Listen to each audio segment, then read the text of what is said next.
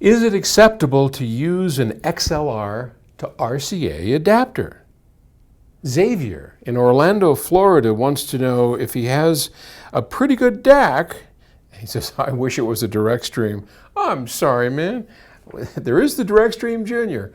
But anyway, and he says, if I have a pretty good DAC and it has XLR outputs, and any good DAC would, but my Prima Luna tube integrated amplifier only has RCA inputs, is it acceptable to use an interconnect cable with the XLR connection to the DAC and a regular RCA connection to my Prima Luna?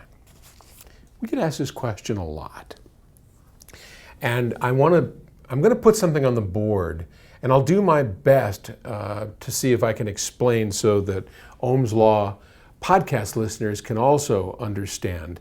But this one may be best viewed on the Ask Paul series on YouTube.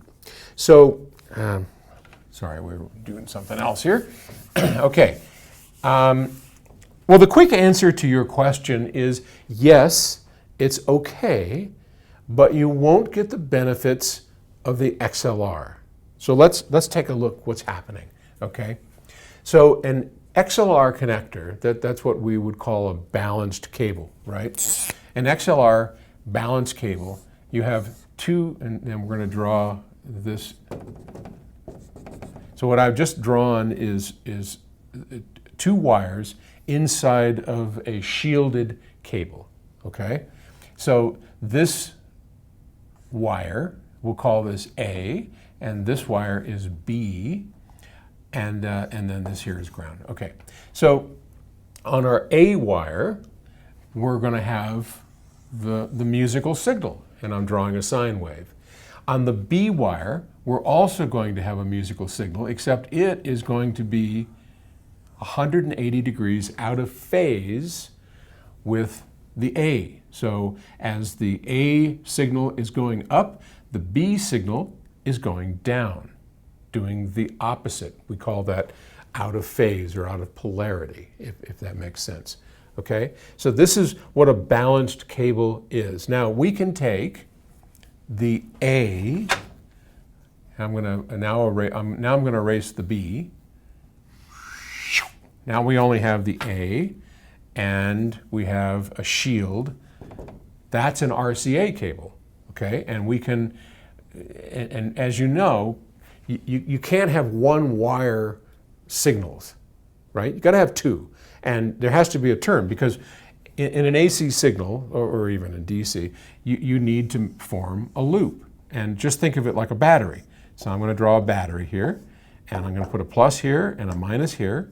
And this battery, if I have a battery and the plus is hooked up, but nothing is connected to the minus, there is no flow, right? Just picture a battery and hook a wire to one of the terminals on that battery, and what's going to happen? Well, nothing, right? A battery sitting still is going to do nothing. It has a whole bunch of potential energy inside of it. It's filled with something, and it could pass signal or power, but it doesn't. And it won't until we connect it. So the same is true for an audio signal, right? If we have an audio signal here on our A and it's going up and down, that won't do any good. It's like taking, the end of a cable and holding it in the air and waving it around, hoping something happens. Nothing happens until we put it into a connector that has ground and the signal, right?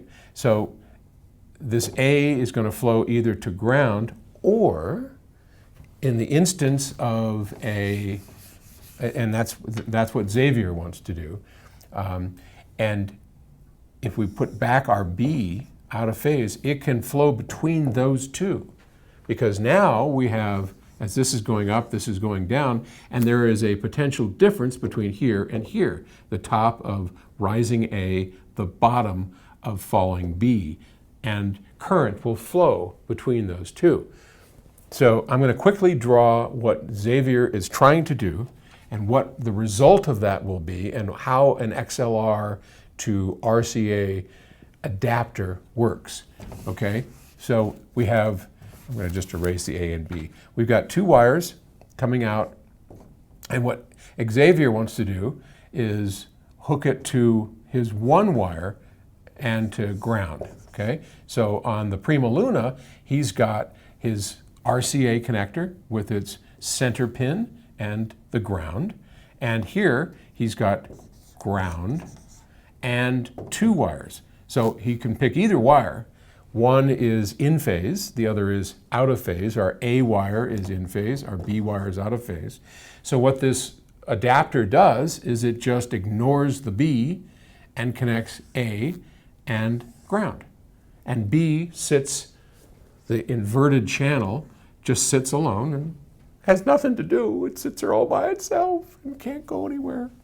So that'll work because A is the same thing that would normally come out of an RCA connector. There's no difference. That's exactly what would come out.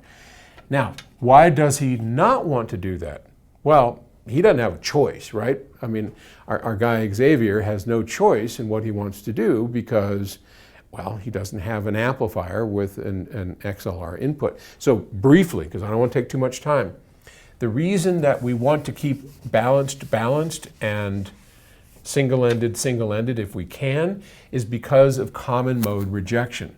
And when we put A in phase, B out of phase into a difference amplifier, which is what his Prima Luna would provide, or a PS Audio product would provide for him, had it a balanced input, then anything that happens in common to A and B at the same time is rejected.